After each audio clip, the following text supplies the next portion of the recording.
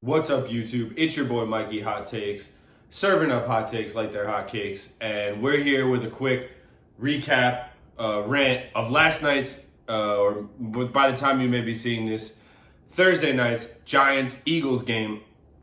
And if you follow me on Twitter, you know I've been going absolutely insane over the results of this game. So if you don't know, the Giants lost 22-21. What else is new, right? The Giants lost. Everyone's screaming, Mike, why are you so excited? Why are you getting so bent out of shape? The Giants stink anyway. They were never going anywhere. Blah, blah, blah, blah, blah. Do you ever get to the point where you're tired of your team losing? You ever get to the point where you're sick and fed up of all the different ways your team is going through to lose football games? Because I have. And you're going to say, I know I got Jet fans watching and saying, Mike, you're a Giant fan. What do you have to complain about? You've seen 2 Super Bowls since you've been alive, blah, blah, blah. No. It doesn't matter. It's been 4 to 5 years now of incompetency. All right. Last night, they were up by 2 scores with 6 minutes left. And the whole time, what is my thought process? What are they going to do? Lose. My whole thought process when they're up 2 scores with 6 minutes left is they're going to lose. I got people next to me saying, bro, they're good. Don't worry about it. I'm looking around. Of course, they're not Giant fans. They must not know. They must not know what's going to happen the last 5 to 6 minutes of this game, because I knew it was exactly what was going to happen. And even with that 2-score lead, I'm sitting there thinking, how is this possible? How are they going to lose this game? What would have to go wrong in the last 6 minutes when you're up 2 scores with the football? What could go wrong, right? So let me take you down the journey, right, that happened Thursday night. It starts with Evan Ingram dropping one of the easiest passes you'll ever drop in the NFL. This guy was taken in the first round of the NFL draft by the New York Giants. Not by Dave Gettleman, by the way, by the previous GM, Jerry Reese. So these problems lie deep, okay? Evan Ingram should not play another game in a Giants uniform. I do not care. I do not care how fast the guy runs in pads, without pads. I don't care what type of package they have for him. I don't care how nice he looks on an end around in the first quarter. Because the most important game he's ever played to this point, I would say, in my opinion, was Thursday night. And what did he do? He had to make one play at the end of the day. He had some other targets, but one play is what they really needed from him. In the fourth quarter, he needed to make one catch. Go back and watch this play. Please go back and watch this play if you haven't seen it. I'm sure you've seen it by now, but please empathize with me here. How does an NFL player that was taken in the first round with Evan Ingram's supposed abilities drop that pass? Okay, you can tell me, Mike, in the third quarter, second quarter, Giants could have won. I don't care. The game is in hand at that moment in the fourth quarter, ready to be put away when your young quarterback who struggled in key moments to this point in his career, finally makes a big throw that everyone can say was a catchable pass. And what does Evan Ingram do? He drops it. I was beside myself Thursday night, and I'm getting even more angry talking about it right now. Giant fans, please let me know what you felt in the comments when you saw this drop by Evan Ingram. It's really unfathomable that an NFL player can hold his head high the following week after dropping that ball on such a losing team. This team couldn't get out of its own way if it's tried, and that was the play that could have turned momentum around for the foreseeable future. I'm not saying this team would have made the playoffs. I'm not saying they even would have won 6 to 7 games, but who knows? Win a couple of football games, beat Philly in Philly. You never know what could happen from there. Momentum can swing. Players can gain confidence. Your quarterback can gain confidence. Who, by the way, last night, people will say he made some mistakes. All right, let's go back to the interception in the first quarter or second quarter, whenever it happened. You can blame Evan Ingram for that as well.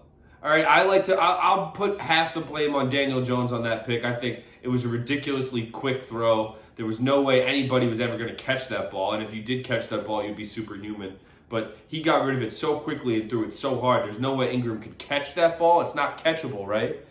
But you don't shoot your arms out there and smack it up into the air, and that's an easy interception. So Ingram was responsible for that pick.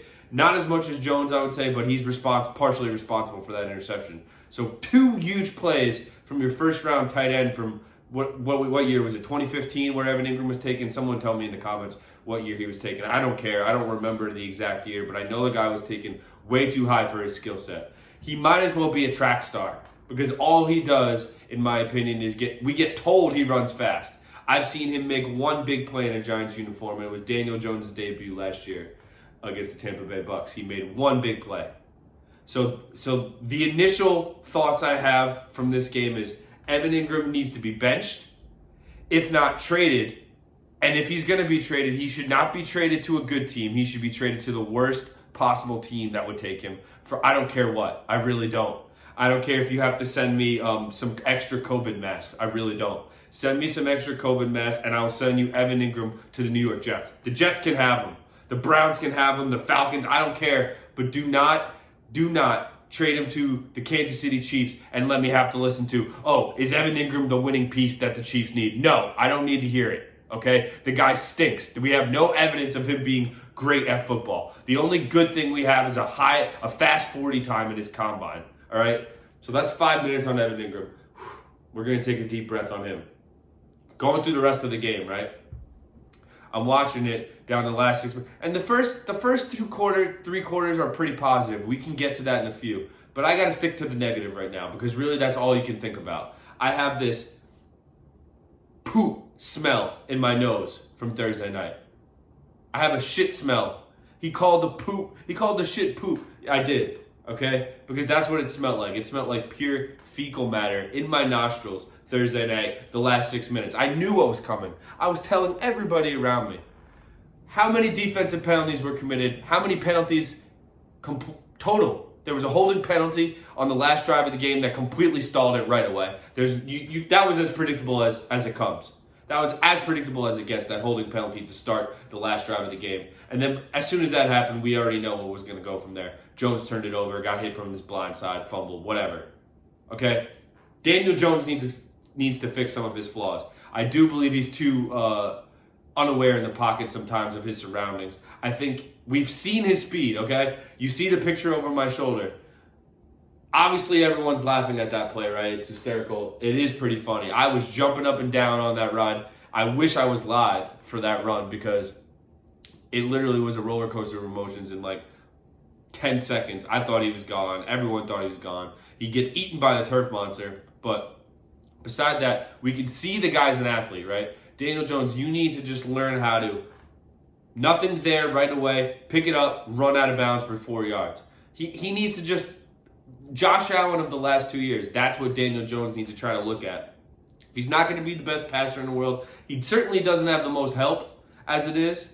I think he's talented. I think he can get a lot better, but he's not getting enough help right now. And in order to continue building confidence, or at least some type of confidence, I don't know how you can be confident from this guy's first 2 seasons so far.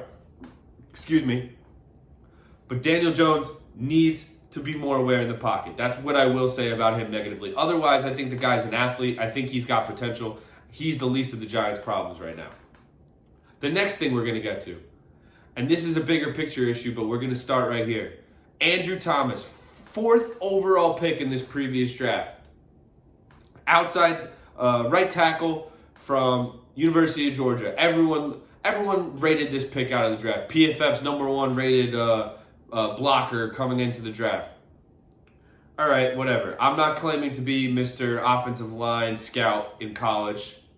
Not going to be claiming to be that. But what I will say is, it's pretty evident that they made the wrong pick already. The guy, I've seen turnstiles in Midtown that have stopped more people successfully than Andrew Thomas did on Sunday. I saw a statistic that this guy successfully pass blocked on 47% of his snaps on Thursday night. 47%. Do you know what the league average is? I believe it's in the 80s. It doesn't matter where in the 80s. All you need to know is Andrew Thomas was in the 40th percentile and the 80th is the league average. So clearly this guy is not up to speed. He should not be playing next week along with Evan Ingram. I don't care who you need to back him up. Both of them are not good enough at this point. Both of them deserve to take a long look in the mirror. And Dave Gettleman is definitely responsible for this Andrew Thomas pick. And everyone has been on him. I've been a Gettleman supporter, more so than other people. I wouldn't say supporter, but I've understood more of Gettleman's decisions in the past than most other people. To this point, it's hard to see how he keeps his job much longer. And the Andrew Thomas pick to me is the nail in the coffin. The guy was a turnstile, a broken turnstile. You didn't even need to swipe your Metro card. He was just he was letting people into the backfield on every play. And then you have to sit back and say, am I even evaluating Daniel Jones correctly? Because there's pass rushers in the backfield on every play. They can't run the ball at all. What I will say positives, really quickly positives. They did run the ball efficiently in the third quarter, it felt like, with Wayne Gallman. I'd like to see him get a majority of the snaps next week. That is one guy that I think actually stepped up his game and took it to the Eagles, whereas everyone else is kind of just playing it safe. I thought Wayne Gallman had a game. I thought Daniel Jones played hard. Classic Daniel Jones, made a couple of key errors. But he did make some throws in this game. He did throw two big touchdowns. I do not blame Jones for this performance. I don't blame the defense. Although the last two drives were just paper thin. And you'd have to ask, as an Eagles fan, what took so long? What took so long for Carson Wentz to get going? Because those last two drives, it looked like the Giants' defense was not even there, and I don't know why it took him so long to get that out of his system. But once again, some key takeaways. Mikey Hot Takes key takeaways from this Giants-Eagles game of Thursday night. Evan Ingram stinks, and he needs to be traded to the Jets for a 7th-round pick. Andrew Thomas needs to be benched. And because of Andrew Thomas needing to be benched this early, Dave Gettleman will be fired and needs to be fired very soon. All right. I don't think the Giants are as big of a dumpster fire as they may look when you look at their record. But at the end of the day, changes need to be made. And Dave Gettleman, we're not asking to be a Super Bowl contender at this point, but we should at least be winning these type of games when you're up 2 scores. And you can blame Judge for certain things. I think he's handled timeouts poorly thus far in his tenure. But the team looks tougher. I like the way they're coached for the most part, but Gettleman needs to go after this. Andrew Thomas pick. He does not look capable. At the very least, if he turns it around a little bit, he's not going to be worth the number 4 pick, which is where they took him. So, Giants have let me down once again. We'll be reviewing every game this week. We're looking to go live certain weeks because you guys need to see my reactions. You're thinking to yourself, why does this kid care so much about such a dead team? This was for first place. I know it doesn't matter. Both these teams think they're not winning anything, but it was for first place on a team that I haven't seen win any games in a long time. So it would have been nice to get this win. Obviously, it did not happen. They lost 22-21. Everyone loved the Daniel Jones run. I didn't include it. Apparently, he hit top speed of like no other quarterback in the last 2 years. You love to see that, but it's tough. It's tough. Let me know what you think. Let me know what your reactions were.